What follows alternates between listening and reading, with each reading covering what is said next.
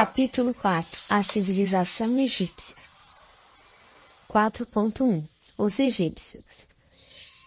Dentre os espíritos degradados na Terra, os que constituíram a civilização egípcia foram os que mais se destacavam na prática do bem e no culto da verdade. Aliás, importa considerar que eram eles os que menos débitos possuíam perante o Tribunal da Justiça Divina. Em razão dos seus elevados patrimônios morais, guardaram no íntimo uma lembrança mais viva das experiências de sua pátria distante. Um único desejo os animava, que era trabalhar devotadamente para regressar um dia aos seus penates resplandecentes. Uma saudade torturante do céu foi a base de todas as suas organizações religiosas. Em nenhuma civilização da Terra, o culto da morte foi tão altamente desenvolvido. Em todos os corações morava a ansiedade de voltar ao orbe distante, ao qual se sentiam presos pelos mais santos afetos. Foi por esse motivo que, representando uma das mais belas e adiantadas civilizações de todos os tempos, as expressões do Egito desapareceram para sempre do plano tangível do planeta. Depois de perpetuarem nas pirâmides os seus avançados conhecimentos, todos os espíritos daquela região africana regressaram à pátria sideral. 4.2. A ciência secreta. Em virtude das circunstâncias mencionadas, os egípcios traziam consigo uma ciência que a evolução da época não comportava.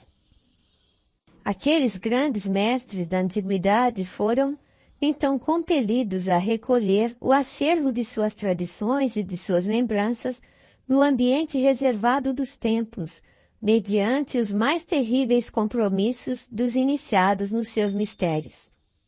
O conhecimento profundo ficaram circunscritos ao círculo dos mais graduados sacerdotes da época, observando-se o máximo cuidado no problema da iniciação. A própria Grécia, que aí buscou a alma de suas concepções, cheias de poesia e de beleza, mediante a iniciativa dos seus filhos mais eminentes, no passado longínquo, não recebeu toda a verdade das ciências misteriosas.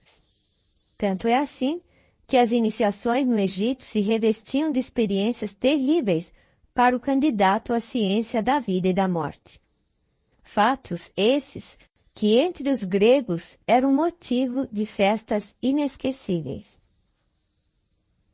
Os sábios egípcios conheciam perfeitamente a inoportunidade das grandes revelações espirituais naquela fase do progresso terrestre. Chegando de um mundo de cujas lutas na oficina do aperfeiçoamento haviam guardado as mais vivas recordações, os sacerdotes mais eminentes conheciam o roteiro que a humanidade terrestre teria de realizar. Aí residem os mistérios iniciáticos e a essencial importância que lhes era atribuída no ambiente dos sábios daquele tempo. 4.3. O politeísmo simbólico.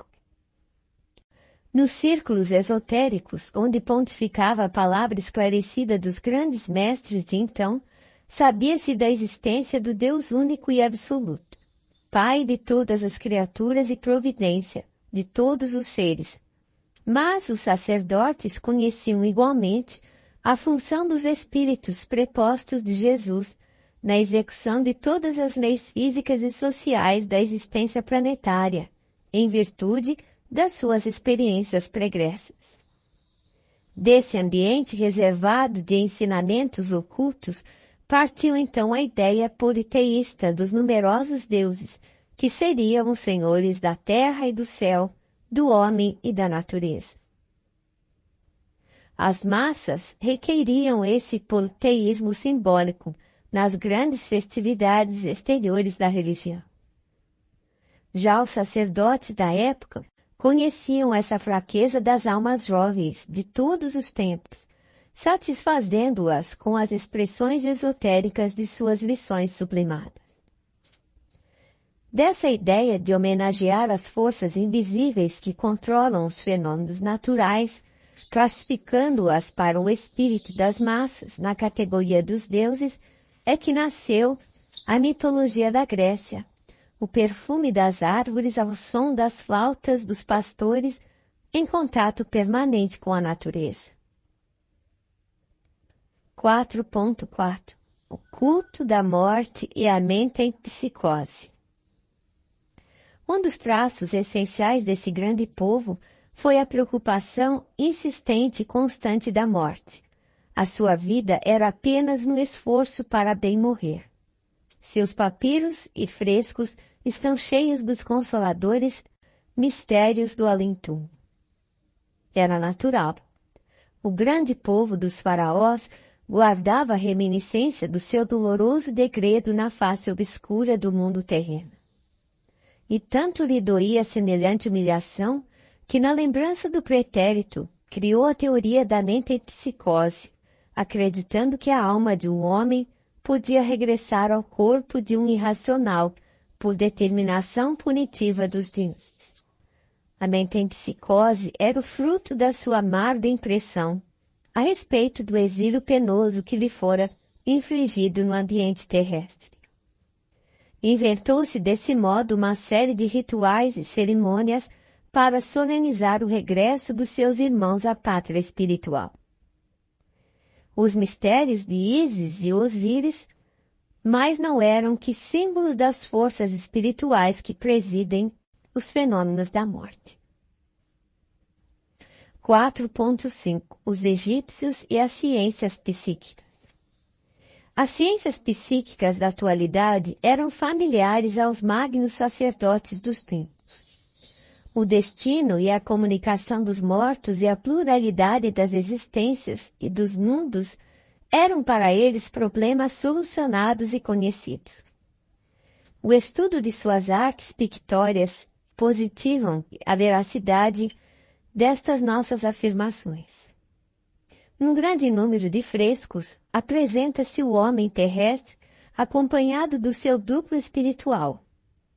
Os papiros nos falam de suas avançadas ciências nesse sentido, e através deles, podem os egiptólogos modernos reconhecer que os iniciados sabiam da existência do corpo espiritual pré-existente que organiza o mundo das coisas e das formas.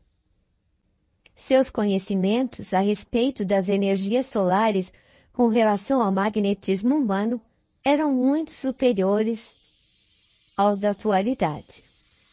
Desses conhecimentos nasceram os processos de mumificação dos corpos, cujas fórmulas se perderam na indiferença e na inquietação dos outros povos.